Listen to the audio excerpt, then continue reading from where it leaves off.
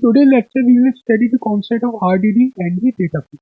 In PySpark, we have two important data types, RDD and the DataFrame. Now, when to use which data type, we have to decide first. Let's first understand the RDD. RDD is the resilient distributed data set. Means it will resilient means if there is any error while file processing or anything, then your data can be recovered. Distributed means we have divided the data set into multiple partitions so that there is less load. We use RDD when we have to use the customization. For example, we have to customize on a very low level. Then we use the RDD. In the comparison with the DataFrame more advanced, you can say, and DataFrame is used whenever we want the production type of environment. In the actual industry, in the actual practical case, we mostly use the DataFrame.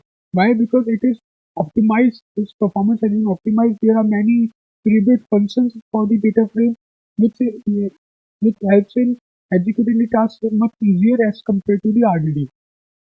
But we prefer RDD in the some cases when there is the low level customization required.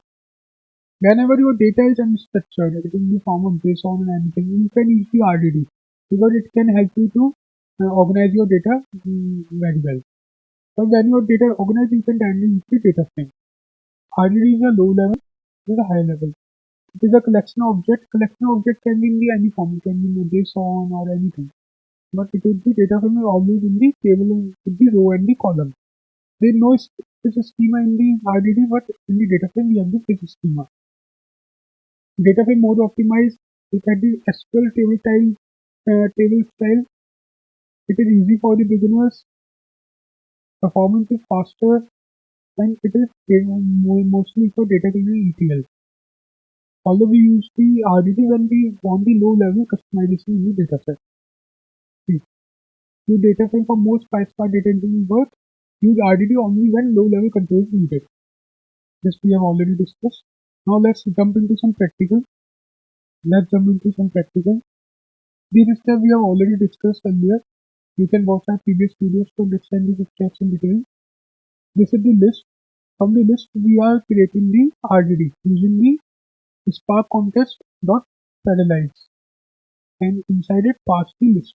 This will create the RDD. This will bring back your data to the driver. It means driver will be aware of the data. Now, why we are using the RDD? Major question is we want the low-level customization or low-level functions, which we can't directly apply in the DataFrame.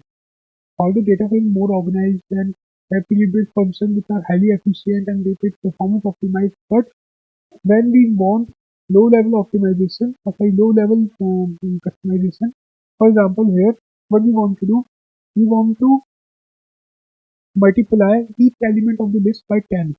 So what we will use is RDD, which we have created earlier. This RDD dot map. Then using the map, we will multiply each element with 10 using the lambda function. So then you can use the RDD multiply dot collect. This will showcase your result. Dot collect will run the steps. Simple. Then dot filter function. It will work on the data level, very minute manner it is working. See, each element will pick and we will decide whether that element is greater than 2. If that element is greater than 2, then only we will get the output. So that's why we use RDD whenever we want the very low level customization. Now let's jump to the DataFrame. We have already looked at the DataFrame in the previous lecture, but now we are understanding why we are using the DataFrame and comparing it with the RDD. See, we have created DataFrame using the create DataFrame concept. Inside that we have passed the data, dummy data, comma, column names of that data.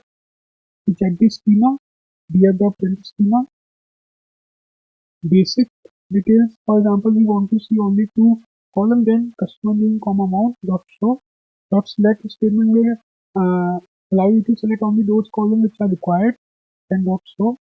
DataFrame dot filter, DataFrame dot amount should be greater than 500, dot show. Means We are filtering the data according to the amount where the amount is greater than 500. Not so. We have a separate lecture for this filter function. You can watch those videos.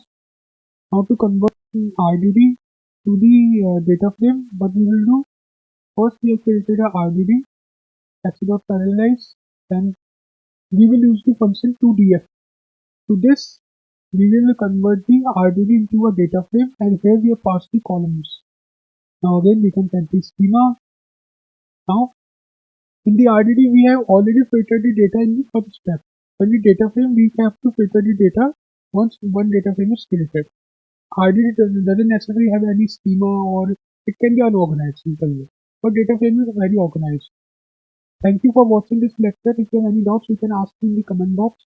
For notes, you can easily download the notes from my GitHub profile. Thank you.